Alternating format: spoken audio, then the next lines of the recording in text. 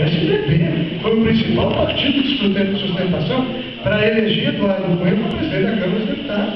O PT tem um candidato próprio, o deputado Arlindo Chigares.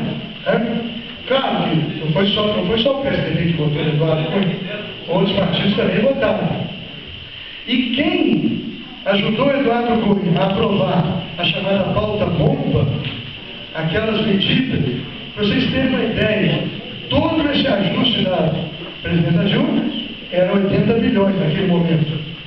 Aqueles projetos que é chamada pauta bomba, que o Eduardo Cunha colocou para votar, para demonstrar que estava contra o governo, junto com o PSDB, representavam, se tivessem todos virado lei, mais de 200 bilhões de reais.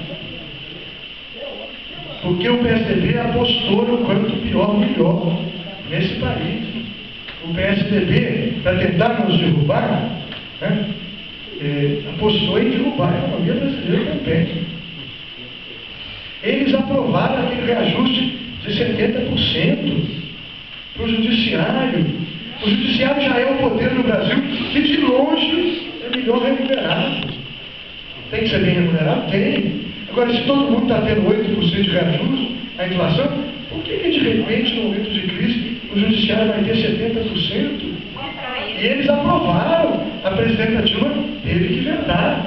E aprovaram para criar intriga entre a presidenta Dilma e os tribunais superiores, para ver se os tribunais irritados retalhavam a presidenta.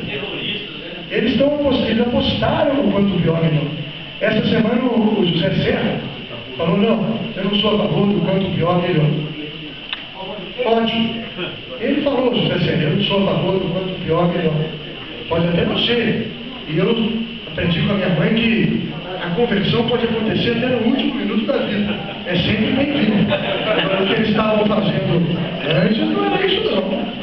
O que eles estavam fazendo é justamente apostar